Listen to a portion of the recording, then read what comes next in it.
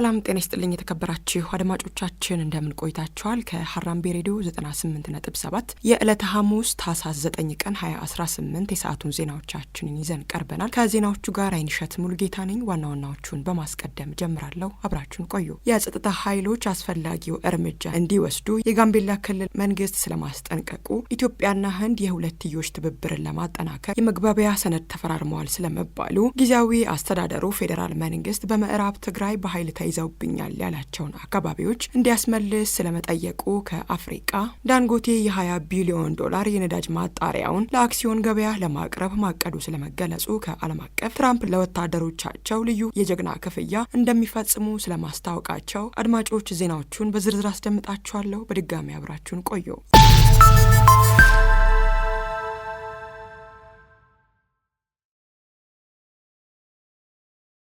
የጸጥታ ኃይሎች አስፈላጊውን እርምጃ እንደሚወስዱ የክልሉ መንግስት አስጠነቀቀ። በጋምቤላ ክልል በጸጥታ ስራ ከተመደቡ የሰራዊት አባላት የትኛውንም የጦር መሳሪያ ይዞ የሚገኝና የሚንቀሳቀስ ግለሰብ ወይም ቡድን ላይ የጸጥታ ኃይሎች አስፈላጊውን እርምጃ እንደሚወስዱ የክልሉ መንግስት አስጠንቅቋል። ወንጀል በመፈጸም የተጠረጠሩ ግለሰቦችን በቁጥጥር ስር ለማዋል የፌዴራልና የክልሉ የጸጥታ አካላት ሰፊ ስራዎችን እያከናወኑ መሆኑን የክልሉ መንግስት አስታውቋል። የክልሉ መንግስት ይህን ታወቀው ወቅታዊ የክልሉን ሰላምና ጸጥታ ሁኔታ በተመለከተ ትናንት ምሽት ባወጣው መግለጫ ነው። በጋምቤላ ከተማና በክልሉ ወረዳዎች ከሰሞኑ በተከሰተው የጸጥታ ችግር የሰው ህይወት መጥፋቱንና ጉዳት መድረሱን የክልሉ መንግስት በዚሁ መግለጫው አንስቷል። የጸጥታ ችግሩን ትርምስ ሲል የጠራው የክልሉ መንግስት መግለጫ ለዚህ ተጠያቂ ያደረጋቸው የክልሉ ህዝብ ሰላም መሆን እንቅልፍ የሚነሳቸውና ግጭትና የሰው ሞት የሚያስደስታቸው ያላቸውን ኃይሎች ነው። ከጥቂት ዓመታት በፊት በጋምቤላ ክልል የተለያዩ አካባቢዎች የጸጥታ መደፍረስና ግጭት ይከሰት እንደነበር ያስታወሰው መግለጫው የዜጎችን በሰላም የመኖር መብት ለማረጋገጥ መንግስት የአመራር ለውጥ ማድረጉን ጠቅሷል። አዲስ የመጡት አመራሮች የነበረውን የጸጥታ ችግር በመፍታት በልማትና በሰላም ግንባታ ስራዎች በርካታ ውጤቶች እንዲመዘገቡ ጥረቶች እያደረጉ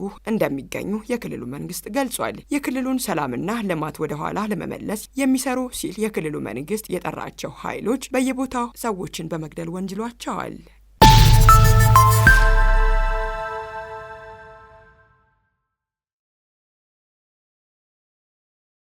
ኢትዮጵያና ህንድ የሁለትዮሽ ትብብርን ለማጠናከር የመግባቢያ ሰነድ ተፈራረሙ። ስምምነቱ ጠቅላይ ሚኒስትር አብይ አህመድ የህንዱ አቻቸው ናሬንድራ ሞዲን በብሔራዊ ቤተ መንግስት ተቀብለው የሁለትዮሽ ውይይት ካካሄዱ በኋላ የተፈጸመ ስለመሆኑ የስፑትኒክ አፍሪቃን ዘገባ ያሳያል። ውይይቶቹ ቅድሚያ የሚሰጣቸውን የጋራ የትብብር ጉዳዮችን ማስፋትና አዳዲስ የትብብር መስኮችን መመልከት ላይ ያተኮረ እንደነበርም ተገልጿል። በዚህም የሁለቱ ሀገራት መሪዎች በርካታ ስምምነቶችን ፈጽመዋል የተባለ ሲሆን የጉምሩክ ትብብር፣ በኢትዮጵያ የውጭ ጉዳይ ሚኒስቴር የመረጃ ማዕከል ማቋቋም፣ ሁለቱ ሀገራት ለዓለም አቀፍ ሰላምና ደህንነት ያላቸውን ቁርጠኝነት በሚያሳይ መልኩ ለተባበሩት መንግስታት የሰላም ማስከበር ስልጠና ዝግጅት ማድረግና ሌሎችን ያካተቱ የመግባቢያ ሰነዶችን ተፈራርመዋልም ተብሏል። ሀገራቱ ግንኙነታቸውን ወደ ስትራቴጂካዊ አጋርነት ለማሳደግ የተስማሙ ሲሆን ይህም ለሁለቱ ሀገራት ትስስር አዲስ ምዕራፍ ነውም ተብሏል። የሁለትዮሽ ትብብሩ በትምህርት፣ በቴክኖሎጂና በጤና ዘርፍ ላይ እንዲስፋፋ ከመግባባት መደረሱም ተጠቁሟል።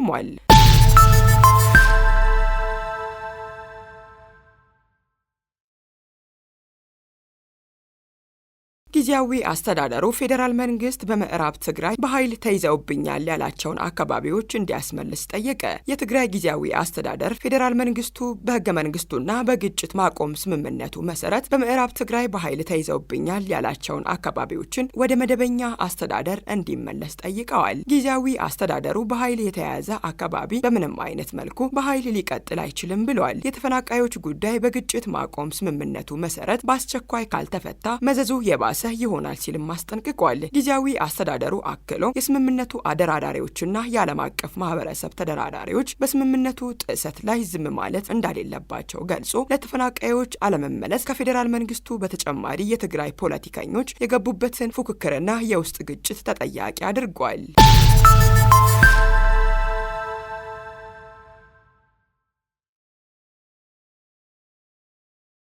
የፌዴራል ፖሊስ ለሰባተኛው ጠቅላላ ምርጫ የጸጥታ ተቋማት ዝግጅት መጀመራቸውን ገለጸ። በመጪው ግንቦት ወር የሚካሄደው ሰባተኛ ጠቅላላ ምርጫ ሰላማዊና ዲሞክራሲያዊ በሆነ መንገድ እንዲከናወን የጸጥታ ተቋማት አስፈላጊውን ዝግጅት መጀመራቸውን የፌዴራል ፖሊስ ኮሚሽነር ጄኔራል ደመላሽ ገብረ ሚካኤል ገልጸዋል። ኮሚሽነር ጄኔራሉ ይህንን ያስታወቁት በኮሚሽነር ዶክተር ዘላለም መንግስቱ በተዘጋጀው የመጽሐፍ ምረቃ ስነ ስርዓት ላይ ተገኝተው ባደረጉት ንግግር ነው። ጄኔራሉ መጪውን ምርጫ በስኬት ለማከናወን በጸጥታ ተቋማት ላይ መዋቅራዊ ለውጦች መደረጋቸውንም ገልጸዋል። ኮሚሽነር ጄኔራሉ ምንጊዜም ምርጫ ሰላማዊ ሆኖ እንዲጠናቀቅ የጸጥታ አካላት የሚጫወቱት ሚና ከፍተኛ እንደሆነ ጠቁመው ለዚህም የተሻለ ዝግጅት እየተደረገ መሆኑን አረጋግጠዋል።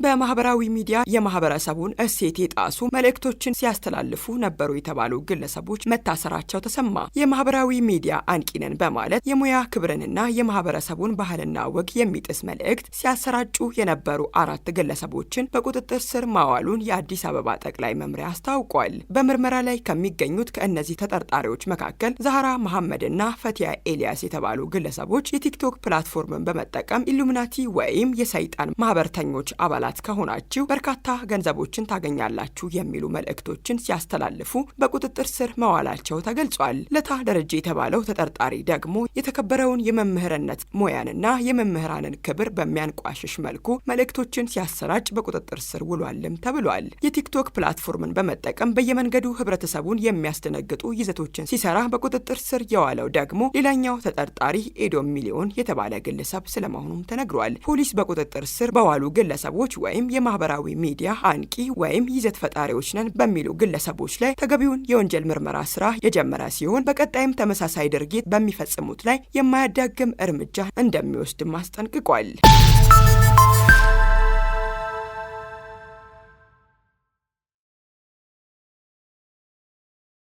አድማጮች አሁን ደግሞ የውጭ ምንዛሬ መረጃን እንገራችሁ። የምንዛሬ ተመኑ በኢትዮጵያ ንግድ ባንክ የተሰላም ነው። ዛሬ እነኚህን ዓለም አቀፍ ገንዘቦች ይዛችሁ ወደ የትኛውም የኢትዮጵያ ንግድ ባንክ ቅርንጫፍ ብታቀኑ በእነዚህን ያህል ብር ይመነዘርላቸዋል። 1 ፓውንድ ስተርሊንግ በ198 ብር ከ38 ሳንቲም ተገዝቶ በ202 ብር ከ35 ሳንቲም ሲሸጥ፣ 1 ዩሮ ደግሞ በ176 ብር ከ50 ሳንቲም እየተገዛ በ180 ብር ከ0 ሳንቲም ሲሸጥ ይውላል። 1 የአሜሪካን ዶላር በ151 ብር ከ60 ሳንቲም ተገዝቶ በ154 ብር ከ64 ሳንቲም ሲሸጥ ይውላል። 1 የቻይና ዩዋን በ21 ብር ከ04 ሳንቲም ተገዝቶ በ21 ብር ከ46 ሳንቲም ሲሸጥ ይውላል። 1 የኩዌት ዲናር በ484 ብር ከ60 ሳንቲም ተገዝቶ በ494 ብር ከ29 ሳንቲም ይሸጣል። 1 የሳውዲ አረቢያ ሪያል በ40 ብር ከ40 ሳንቲም እየተገዛ በ41 ብር ከ21 ሳንቲም እየተሸጠ እንደሚውል የኢትዮጵያ ንግድ ባንክ የውጭ ምንዛሬ ዋጋ ማሳወቂያ ሰንጠረዥ አመላክቷል።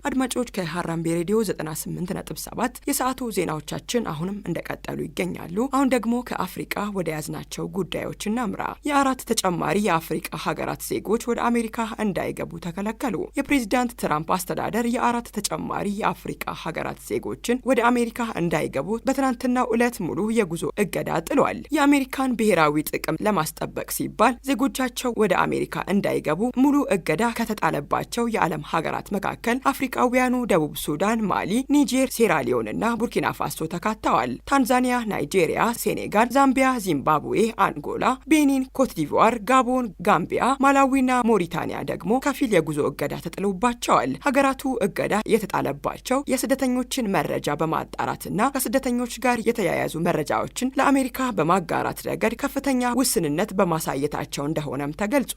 የፕሬዝዳንቱ አስተዳደር ኤርትራ፣ ሱዳንና ሶማሊያን ጨምሮ በበርካታ የአፍሪቃ ሀገራት ላይ ካሁን ቀደም ተመሳሳይ ሙሉ የጉዞ እገዳ መጣሉ አይዘነጋም።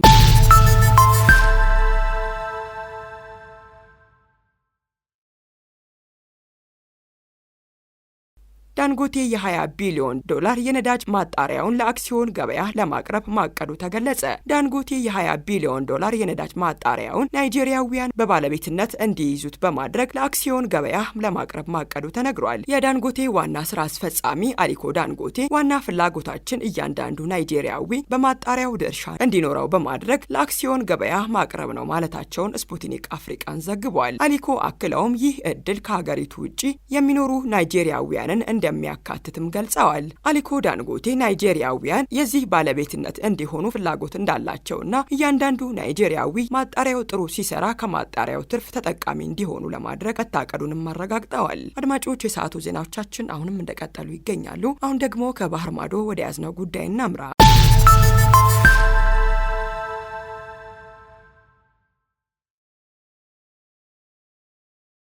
ትራምፕ ለወታደሮቻቸው ልዩ የጀግና ክፍያ እንደሚፈጽሙ ገለጹ። የአሜሪካው ፕሬዝዳንት ዶናልድ ትራምፕ በገና በዓል ለወታደሮቻቸው $1776 የጀግና ክፍያ ለማድረግ ቃል ገብተዋል። ለ1.45 ሚሊዮን የአሜሪካ ወታደሮች የሚደረገው ክፍያ የተወሰነ ገንዘብ የተገኘው ከታሪፍ መሆኑንም ፕሬዝዳንቱ አስታውቀዋል። ረቡዕ ምሽት ለሀገራቸው ሕዝብ በቴሌቪዥን መልእክት ያስተላለፉት ትራምፕ ቼኩ ወጥቷል ብለው ክፍያው ለገና በዓል እንደሚደርስም ተናግረዋል። ለ18 ደቂቃ ንግግር ያደረጉት ትራምፕ የጀግና ክፍያ ያሉት ገንዘብ ጠቅላላ ወጪው $2.57 ቢሊዮን መሆኑን ጠቅሰው በሀገራችን የምስረታ ዓመት ለ1776 ስም ይከፋፈላልም ብለዋል። አድማጮች፣ የሰዓቱ ዜናዎቻችን የእስካሁኖቹ ነበሩ። ዋና ዋናዎቹን በማስታወስ አበቃለሁ።